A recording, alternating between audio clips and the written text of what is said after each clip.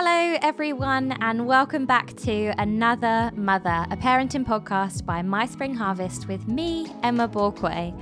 I am a mum of two little ones. I've got Ezra who is 3 and Hallie who was born at the end of 2022. And since becoming a family of 4, I've realised I need more advice, I need more support, I need wisdom. And because parenting can just make you feel like you lack confidence. It can make you feel a bit isolated. You're questioning whether you're doing it right. But the Bible says that children are a heritage and a reward. And I really want to experience that kind of joy through this season of life. So rather than confusing myself more with all the blogs and the internet forums, I'm speaking to some of the best people I know to get their wisdom as I begin to navigate my way through some of the biggest parenting questions I have. And I'm guessing you're listening to this because you've got questions too, wherever you may be at on the journey. And talking of journeys, very tedious link there. Did you get that one? We recently took, as a family, the long drive from London, where we live, to Lancashire to be with my granddad as he celebrated his 90th birthday. Now, don't even get me started on the drive. I don't know why it took so long. I think it took us maybe like 7 hours and it should take about 4.5, but we stopped so many times and there was a bit of traffic and oh my gosh, yeah. Long journeys with kids are interesting. Anyway, back to the trip. So we've got a pretty big extended family and we're all spread out across London and the south mainly. So we don't get to spend loads of time together. But me and my sisters and my cousins had hired these cottages that were on this lovely little courtyard. It was away from the road. Not that it's really that busy on the country lanes around there anyway. But there was this field of sheep, which again, being from London, I was like, oh my gosh, there's sheep. There was a little pub and our cottages are all next to each other with these gates that allowed us to access each other's gardens. And we've all got children, so between us all, I don't even know how many children there were, but it ranges from there being older teens to preteens, children, toddlers, and then all the way down to Hallie, who was the youngest at just 4 months old at the time. And from the minute that we got there, it was like the kids knew that it was different, that everybody was free. Like you could just move around, you could go where you want. They were knocking on each other's doors, running through the gardens. There would be 10 kids in one cottage 1 minute, and then they would just all somehow migrate to the next one along. And their toys would be spread out across all of the cottages. And me and my sisters spent most of the time just saying to each other, can they come to you now? Is it all right for them to be with you? Or we would just all be gathered out the front. We'd pull our chairs out. We'd be sitting out the front of the houses just chatting while they played in one of the houses. And it was the most amazing few days away. And not just because we got to come and celebrate my granddad, who was 90. Obviously, that's amazing. But I felt like on this trip, I got to have a little glimpse into, I guess, like a completely different way of parenting or a different way of family life. It felt like the real it takes a village kind of vibe. And the pressure was never on one single adult or one of the parents, but it was shared across a few of us and we were all fully engaged yet really relaxed. And the kids were just surrounded by family. Like it just felt so good. And it might have just felt so good because none of us were working and we were just on holiday, and holidays always feel good. But there was something about it that just felt really, really special. And I think the reason that this really registered for me as a wow moment was because I had read a book not that long ago. It was called Family Revision. It's by a guy called Jeremy Pryor. And I'm not going to do it justice if I try and explain now what the whole book's about. But basically the subtitle is How Ancient Wisdom Can Heal the Modern Family. And it looks back at Bible times and the blueprint for family life that you see in the Old Testament. And it poses how we can potentially adopt that into our modern families today and how that could help to heal some of those feelings of isolation or being under-resourced that is often associated with parenting.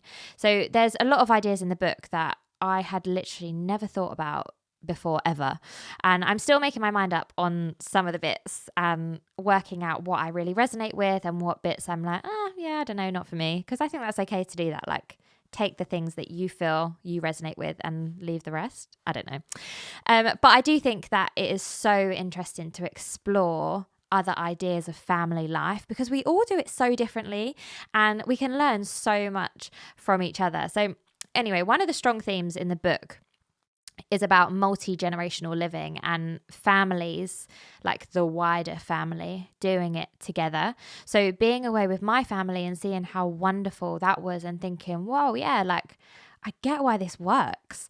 As a mum, I felt like I've got people around me who were further ahead on the journey. So like my older sisters, for example, that I could look at and I could learn from, and I could see how they're doing things. And then I felt like my kids are really secure and surrounded with love and support. And I felt like there was also an opportunity for me to serve and for me to help and, I don't know, like help out with the other kids as well. It felt so right. It felt like we were all working together as a team. And I don't know how realistic it is for that to be our everyday lives, because we don't live next door to our family. We live in a busy road in London. So running out on the street, knocking on the neighbour's door isn't really something that I'm going to be encouraging my kids to do. But it did get me thinking about how this kind of approach to family life could look in a slightly adapted way. So today I am extremely excited that I am going to be speaking to Gabes and Anna Deku. They are an incredible couple. They've got an 18-month-old son. I've actually known them for a number of years now. We met at our old church. But they also share a lot of their lives, well, not a lot, but they share a fair amount of their lives on social media. And when I was reading this book, the Family Revision book, I was thinking of them because I could just tell that they have adopted some of these principles in their young family. I'd actually messaged Anna when I finished reading the book, like, hey, have you read this book? And she hadn't, but she had, she knew about the author and she had kind of heard a lot of his teachings before. But anyway, so I could tell that Anna and Gabes had adopted some of these kinds of family principles, but they are still both really career driven and they also live in London. So I was like, they are somehow making this work. And I don't know how, but I've got a lot of questions for them. They are just, as a couple, Gabes and Anna are so honest and relatable. They've got a YouTube channel where they speak about their marriage, their life journey, the things that they're learning. And their authenticity comes through so strong in everything that they do. They're not afraid of any judgment. They're just doing things the way that they believe to be right and allowing all of us to get a little glimpse into it. And I'm so grateful that they do share in such an honest way, not just because I'm very nosy, but because I genuinely learn so much from them. So, welcome, Gabes and Anna. Hey, Emma, how are you doing? I'm good, thank you. How are you guys? Good. Just put our son to sleep and the house is quiet. Oh, those lovely, peaceful moments. Do you ever get that feeling when you put him down that you're like, what should I do with this time? Yeah. I don't get that because I just go and sit down and chill. Of course he does. I don't get that. What should I do? No. I have the awkward stress of, should I cook? Should I clean? Should I rest while he's resting? What should I do? How long will this last even? All of those questions. I go straight to rest. Yeah, of course you do. That's good. To be fair, I think I definitely need to learn to rest more. But yeah, every time like one of my children goes to sleep, I'm like, oh, what should I do? And then do nothing basically, but stress the whole time. No, I can fit in about 10 things into like 10 minutes because I'm just the chief of multitasking. So I need to actually learn to slow down. Okay, good. Maybe that will be our mission for the next few months. We'll keep each other accountable. So Jerry, your son, Jeremiah is his full name, isn't it? But you call him Jerry? Yeah, correct. Yes, yeah. So he is 18 months now, isn't he? Yeah. Mm-hmm. How has the first year of parenting been for you guys? Wow, yeah. Interesting, right? It's been interesting. Yeah. A little bit of a struggle because Anna went back to work quite quickly after giving birth to Jerry. So having to juggle a newborn with sleepless nights and working full time, well, both of us working full time was very difficult. So we went on this kind of 6-week high of, oh my God, we've got a new baby, really excited. Anna goes back to work. Well, we both go back to work and it's like, how are we going to cope? We're surviving. And then we crash and then we pick ourselves back up. And now we're thriving. Now we're thriving, yeah. So it's been a cycle. And I think before we had him, I guess in the pregnancy, we were very much theoretical. We read every book, had every theory down. We're like, this is how we're going to do it. We're going to sleep train him in 3 months. Sleep night, everything. Got all the family support, move close to family. We're like, you know what? what are people complaining about? And then boom, reality hits. Yeah. Oh my gosh, that is crazy, because I still can't wrap my head around the fact that you actually managed to go back to work after 6 weeks. As I look back, I'm like, how did we actually do that? But before going back, we thought we could do this. You know, I work from home 5 days a week, so that was good. And we relocated to be closer to family, and we had their support as well. Yep, and we knew who was going to be looking after Jerry in the day. I was literally be in another room, so to me, it just made complete sense. I was like, it's not going to be hard at all. Yeah. And it wasn't for the first 2 months.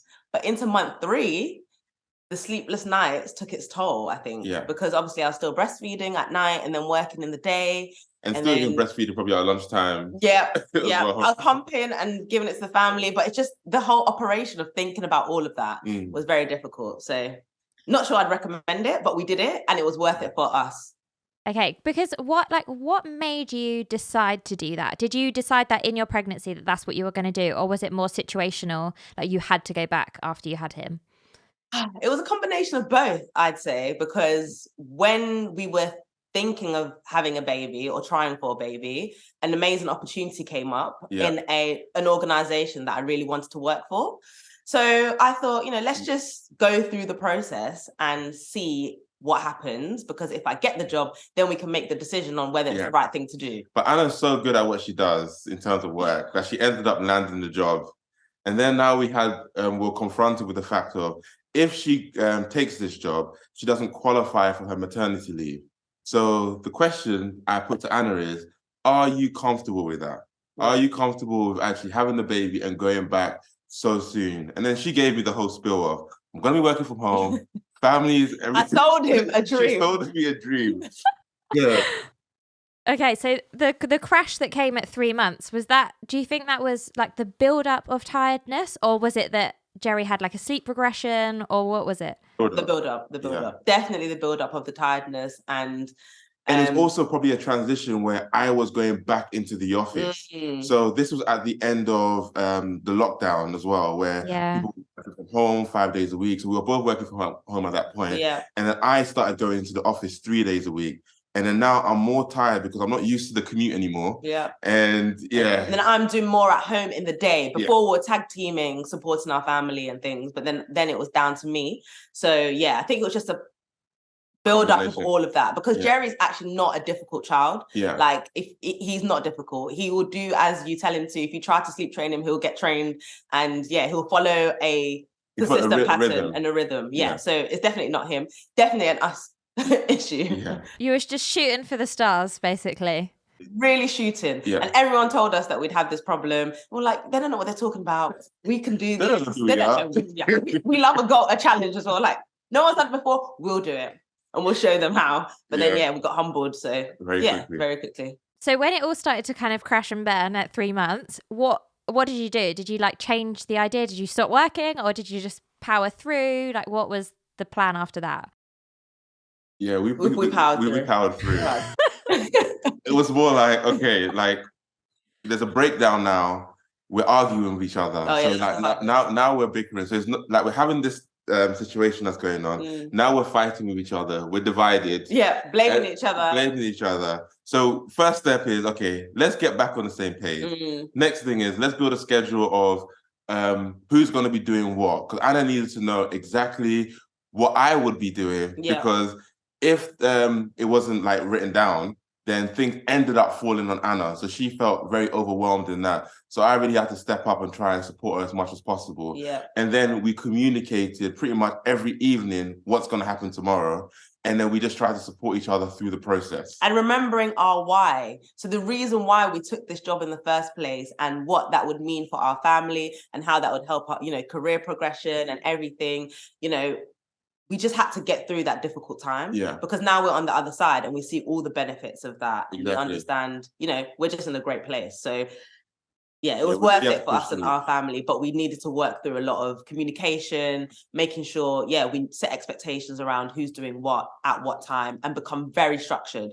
Before, I guess we had maybe a loose routine, but then in the midst of that, you have to get organized. And also not being so disappointed if we don't actually follow the structure, because obviously we could say Jerry's going to sleep for an hour and a half. If he wakes up after an hour, we can't just throw our toys out the pram. Yeah. We have to try and cope with that and then just communicate, reprioritize, and then go again. Sorry, that was a long-winded answer. No, I love it. I love it.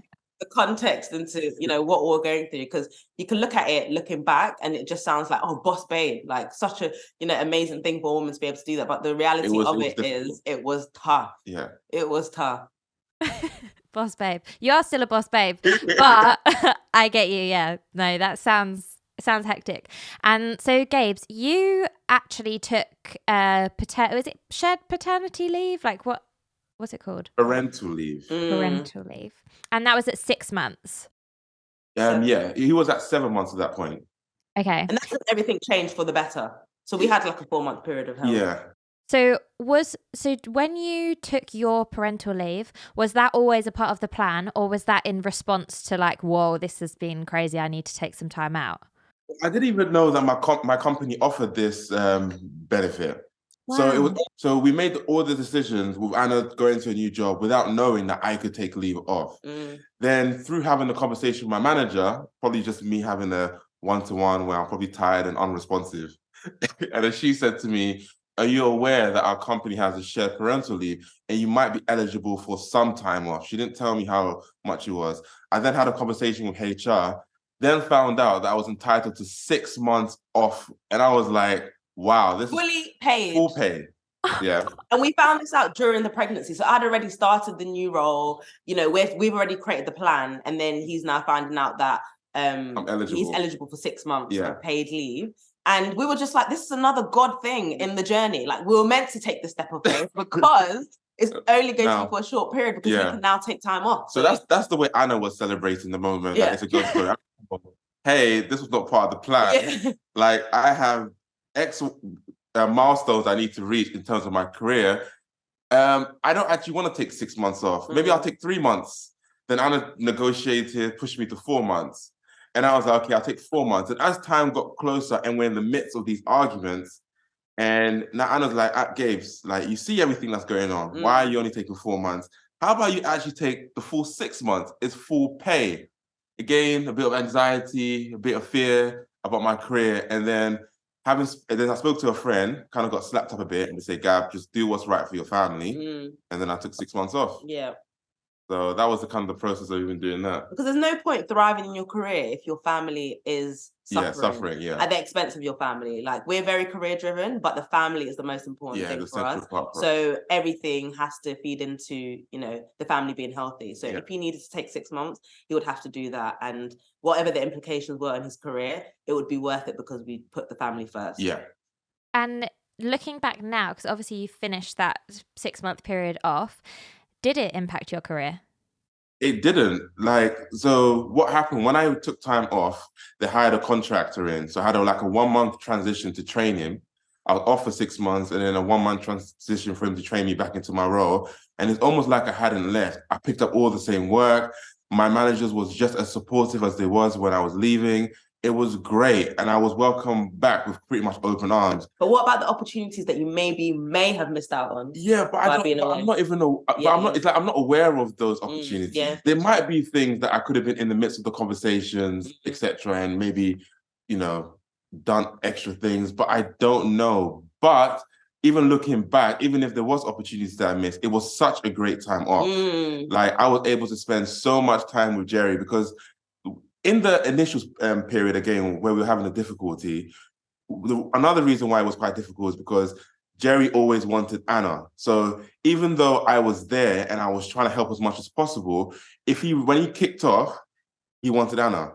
So, but in that 6 months, I was able to build a great bond with him that when he was unsettled, he would want mom or dad, which was really nice. Yeah. So it was a great time off. We went to the parks. We did so many things together, all these sensory stuff. I'm pretty much the only dad in the room in a lot of places, but it was great. Yeah. And it really set our family up to really, the foundations have been laid now. So Gabes can fully look after his own son with independent. Well, he wants me. Yeah, without me being there. In terms of food, everything, like the whole operation, he can handle. And the same with me. And it just sets us up for future children and the way that our family should operate. So yeah. And he experienced the tiredness and all of that. So more empathy as well on his part. Yeah, that's which great. was Empathy is definitely key. needed. Yeah, how did you find juggling everything? Did you still have like one mind on work, or were you just solely like, no, I am dad mode 100%? I think for me, when I put something down, so now that I'm in the midst of looking after Jerry, I almost forgot about work. I didn't think about it. We had this opportunity to have touching days. I didn't even utilize any of them. I just literally disappeared for 6 months and I came back day one and carried on. So I'm actually quite good at putting things down. So I didn't think about work in that midst. But I got very humbled in the first month because I thought, because I'm someone who is very structured, likes to put together a plan. So I said, look, he eats at this time, he sleeps at this time. And then I've got all this extra time to do whatever I want to do. Which is pretty much what Exactly. So I think it was perfect for him because it was a great experience to humble my guy. So I went through with the plan. And then, so when he was sleeping, I'll go to the gym, I'll go for a run. And my goodness, after the first month, I was floored. Yeah. And I was like, babe, I think you need to start supporting me more. You're working, and work is not really that difficult. Like looking after a child, because there's also this blurred line of you don't actually get a weekend because the person who's working is tired from work. So you're like, this fashion is so different. He's a new man. See what I mean? It's just very good that he went through this experience. Like you don't get a weekend. So she's complaining, oh, I'm tired from a long week at work. But before this, like I haven't been looking after our child for a whole week. What have you been doing apart from working? You know. Anyway. I love it. It's just so good to see that you guys actually totally get one another's perspectives as well now, because you've both fully immersed yourself in each other's shoes, which is so, like, not many people get the opportunity to do that. So it is amazing that you guys have done that and you can share your kind of experience on that. And you're both back at work now, aren't you? Are you both working full time? Yeah. Okay, so this is what I mean by like, you guys in my head are like career people. How is this working for you? So you're both back full time. Do you have like assistants? Like, how do you work this out? That's the next phase where we think about getting some sort of assistant, nanny or something. Well, what we do have is a very strong family network. Yeah. So like I mentioned, we made the decision when we were pregnant with Jerry to actually move closer back home. So we lived in Southeast London, all our family are North and East. So we're slap bang in between them now. Yeah. Like 15 minutes each way is the furthest sort of family member. And even though that, we love Southeast, we just had to make the right decision for our family. Yeah. So the family really support us so that we're able to do what we need to do career-wise. So, my mum, Gabes' mum, they're both siblings. They're all very supportive. So in the week, our mums are looking after our son. They come to our house, they stay, they, fully look after. And then even though sometimes if we're really having, like, it's really difficult in the week and we need a bit of rest on the weekend, our siblings step in as well. So we're trying to be as intentional with Jerry. It's not like we just throw him off. So we're really intentional with the evenings, very intentional in the mornings, intentional with the weekends. And if we do need to like tap out, we've got people that we can rely upon that we trust as well, that will also step in. So that's very important to us. Yeah. That's really good. How do you guys how do you approach those conversations with family? Because a lot of people have got family, but it can become a bit of an awkward conversation when you start talking about like childcare, especially if it's a grandchild or a niece or a nephew or something like that, because they want to kind of remain in that role as like, oh no, but I'm the grandparent. Like I just want to swoop in and have fun, rather than it being like an arrangement where they've got to cover you kind of thing. Really good. I think for us, we communicate very early. I was thinking so in the midst of, for example, Anna taking that job opportunity, before we accepted the offer, we had the conversation with our family from the jump. So it's not like we surprise them and say, hey, we expect you to now look after Jerry because we're doing X, Y, and Z. We had the conversation, this opportunity has come up. It's an exciting one, it's really good. What do you think about it? So we kind of get their buy-in. So by them saying yes, then you put the thing of, do you understand what this cost means for you? We're going to really need you in this season. We're going to need you. Yeah. And then so because they're involved in the decision, and they're involved in the process, it's almost like they're making the decision themselves rather than it being thrust upon them. So yeah, we communicate very early, and they're very much integrated into our decision-making process. And that helps a lot.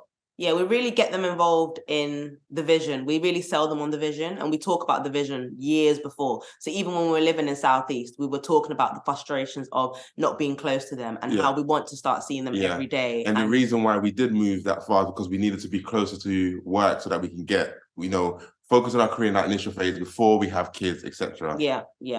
So we get that we do talk a lot about the vision within the family and the why behind, what we're trying to achieve and what the benefits are. Like, we do look at society now and we think people are very individualistic, people are very, on their own, and, what are the results and consequences of that? There's more depression, more anxiety, more loneliness. And we talk about this within our family, and we say we don't want that to be our portion. We want to have a family that thrive. We want our children to grow up in an environment where they really, are encouraged and surrounded by love and, seek things internally before they seek things from the world. So all of that type of conversation, it means, okay, we're going to all have to make decisions that mean it's a sacrifice, but it's actually going to benefit all of us as well. So yeah, all of that starts years before. And then it becomes a reality when, okay, the child is now here. We need your support in order to be able to, and then also having the humility just to keep having the conversation. So it's not like, this is what we all agree with. We always evaluate, how are you all doing? How are we coping? Is it too much, etc. And then if we do need to change it up, we're willing to do so as well. We're all kind of learning on the journey, and putting our money where our mouth is, in terms of, if the family's always going to be around, we're cooking more and hosting more and spending more on shopping, and those are things that we're going to pay out of our own money. You know what I mean? It's not like, I don't know how to explain it, but it's just, they see it tangibly as well, in the decisions that we make and the way that we sacrifice. And then, everyone wants to sacrifice for one another eventually.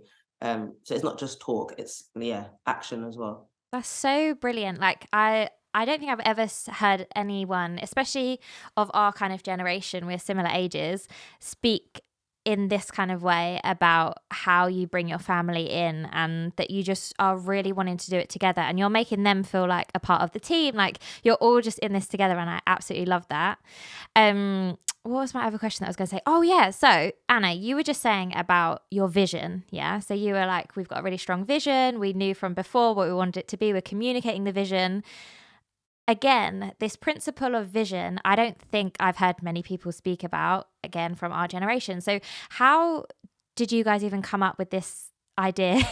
Not necessarily that it's your idea to come up with setting a vision for your family, but how did you go about this principle of wanting to set a vision, and what does that look like for you? Is it like a conversation that you have, or do you write it out on like a vision board? Like what? No, we're not there yet.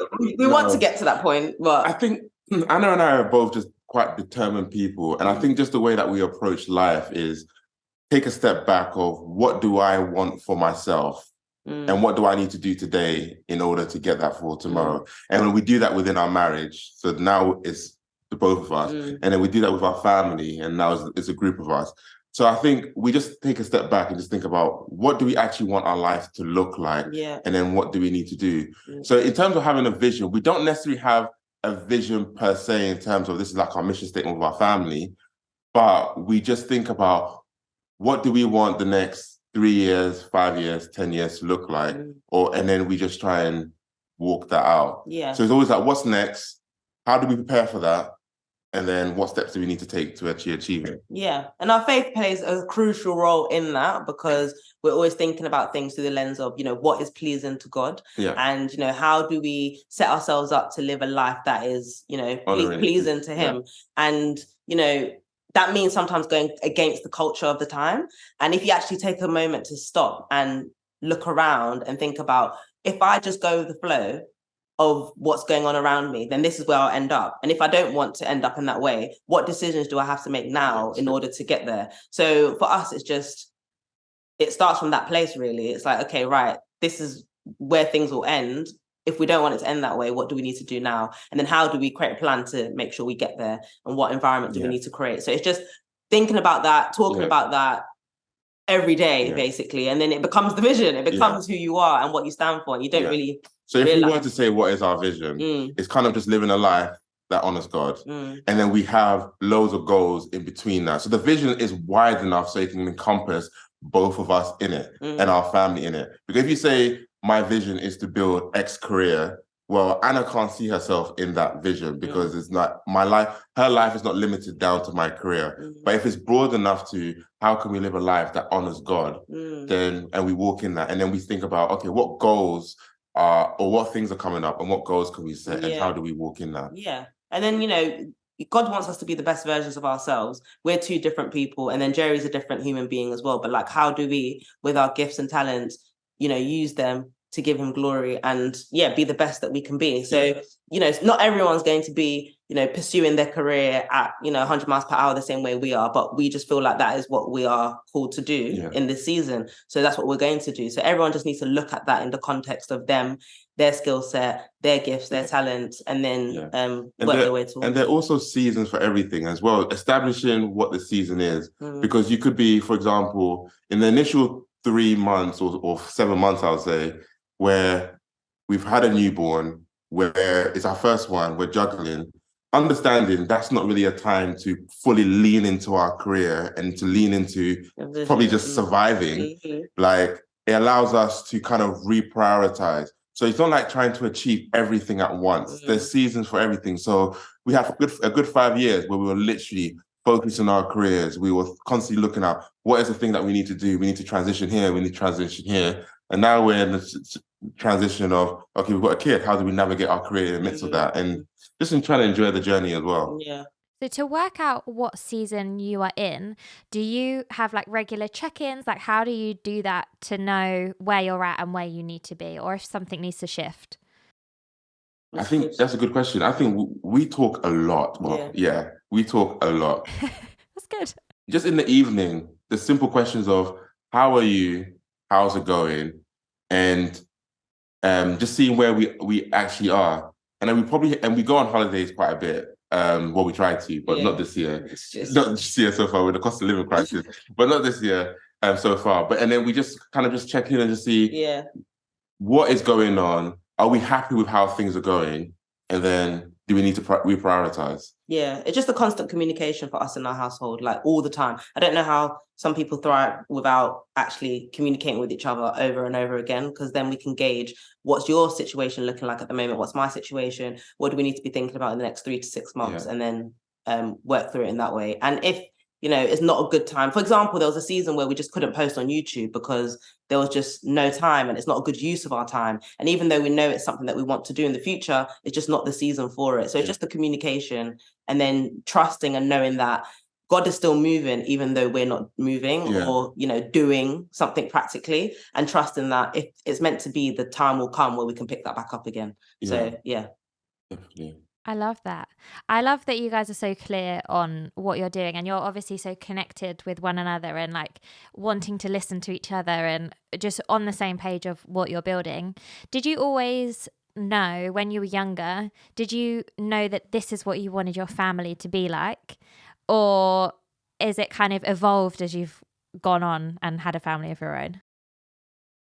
I think our relationship was developed on just a real sense of communication, just enjoying spending time and just talking.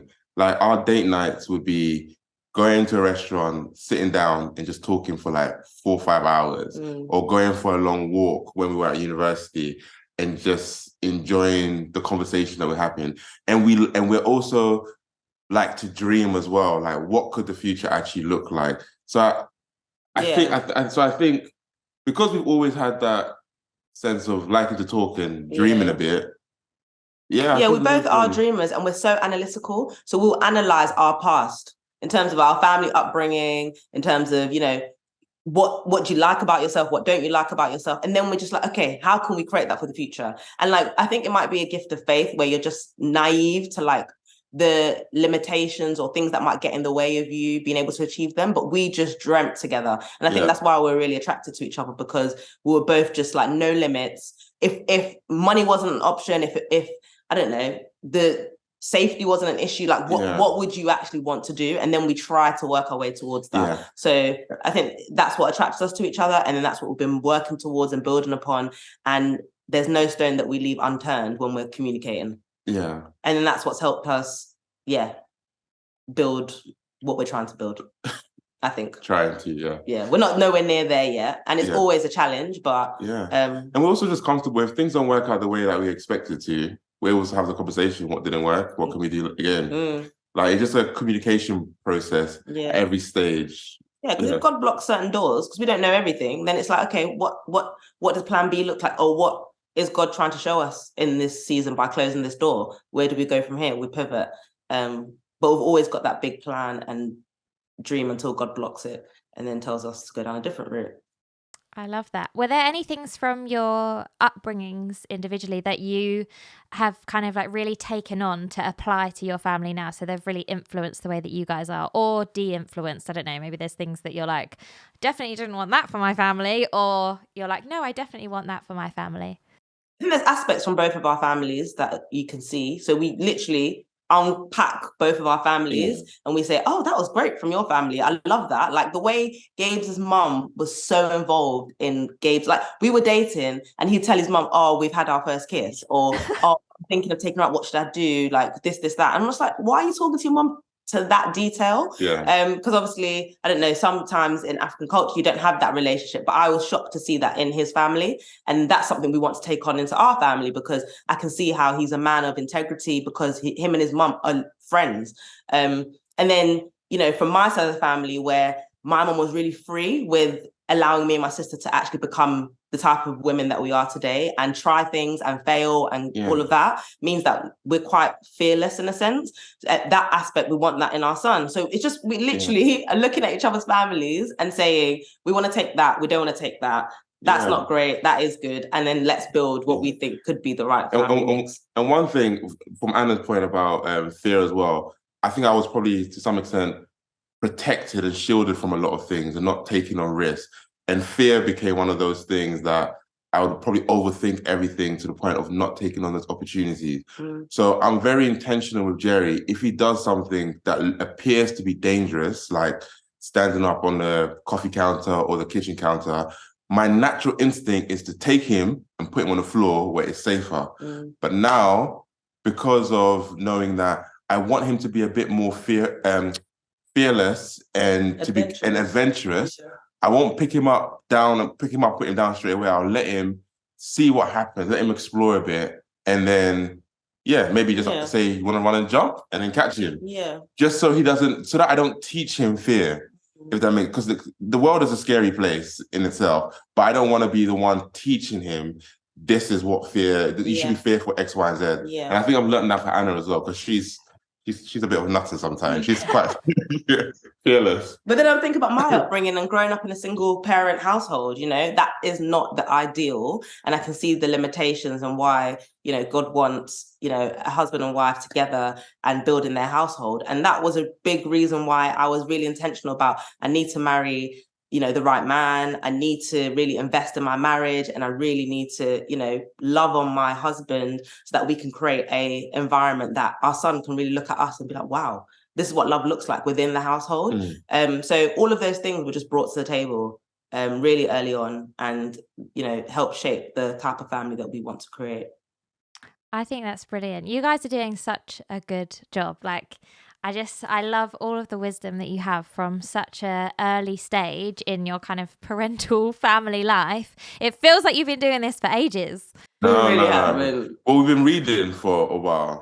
So again, in preparation for the future, we're reading books for the next season, if that makes sense. It's just because we just, we don't know. We don't have the answers. Like, we actually need God. We need the wisdom from people who have done this before. Like, we really want to humble ourselves and not feel as though we know everything, because we don't. We haven't had that exposure within our households. We haven't, you know, we're not necessarily around people who are doing this all the time in the way that we believe that we want it to be done. So we just have to really, soak ourselves under wisdom, under prayer, under, a lot of things to just help us navigate what we need to do in the next season. Are there any books that you've read? Sorry, this is a bit of a left question. You might not have thought about this, but are there any things that you've read recently or ever that have really helped to shape some of this stuff for you guys? Apart from the Bible. Yeah, of course. Always. I think one book in terms of marriage, in terms of like being like great with one another, trying to work well with one another, is like The Meaning of Marriage by Timothy Keller. Okay. That was really transformative in terms of understanding that marriage is a gift from God and how we steward our marriage for the sake of our family. So our marriage being a safe place, because you look at, like Anna mentioned earlier, like you have people dealing with anxieties and all these other things that people are dealing with, and sometimes it is linked to the family. But if you create a safe place where you and your partner are united, doesn't mean that you can't argue with one another or have disagreements, but having a marriage where it feels safe for your children allows them to flourish in that as well. But what other books in terms of family? I can't remember, but there's a podcast that we listen to called Family Teams. Yes, which is the family revision guy, isn't it? Yeah. Jeremy Pryor, which is why I thought of you guys. Oh yeah, we've been listening to them and following all their journey for the past few years, and it's just amazing because they're a family that are way further along in that journey. I've been doing it for years as well, so it's not like something new. That's really helped us on the journey. 5 Minutes of Fatherhood, which is again their platform as well, that they talk about. And what other platform? Hey, just a quick one. While we're talking about resources, if you haven't already signed up to My Spring Harvest, I really recommend it. There are loads of articles and things that you might be interested in to support you on your journey of faith and parenting. I've actually added an article over there right now with all of the links to the resources that Gabes and Anna have just mentioned. So if you want an easy way to find all of them after this episode, then head over to myspringharvest.org. You can create your free account and you'll be able to check all of that out. Okay. Back to the chat with Gabes and Anna. So I'm going to be, for like the rest of the episodes of this podcast, I'm going to be speaking to lots of different people from all different kinds of, different ages, different life experiences. So as parents like me who are quite new to all of this, I still think I'm very new to all of this. You're further along the journey than we are. But I still feel very, very new. So I have a lot of questions, but I'm sure that a lot of people have a lot of questions. So if you had the opportunity to ask one question to another mother or another father, what question would you want to ask? I think some things that we do talk about quite a lot at the moment is seeing the way that the world is in all these different ideologies. Because of social media, there's a lot of noise out there. And there's a lot of things. So many opinions. And ways of doing probably this is the fearful side of me, but I am fearful of how Jerry's going to navigate himself through all these different opinions. And I guess the question is, how do you protect your child from, you can allow them to expose themselves to it, but protect them from all this noise so that it doesn't shape their identity negatively? Yeah. That'll be the question. Yeah. And we'll be listening hard to that answer because we need the answer. Yeah, I will definitely ask. I'll find someone that I can ask that question to who I'm sure will give an amazingly wise response. But no, thank you so much, guys, for just sharing so openly and honestly and authentically about where you're at and what you've been through and what you're experiencing. And I hope people find this conversation very helpful. But thank you so much for your time. And thank you for having us. Wishing you all the best for your family and your future, and lovely Jerry for when he wakes up from his nap. He's still sleeping, which is amazing. Great. Maybe I can catch a nap now as well. Do you think that's a bit much? It's your turn to rest. Do you take it in turns to have a rest at the weekend? Because now you're both working. Oh my gosh, yeah. Saturday and Sunday mornings, we rotate who's looking after Jerry. Good. Okay, well, I'll let you get on with your rest. But have a great weekend, and I will speak to you soon. Speak soon. Bye.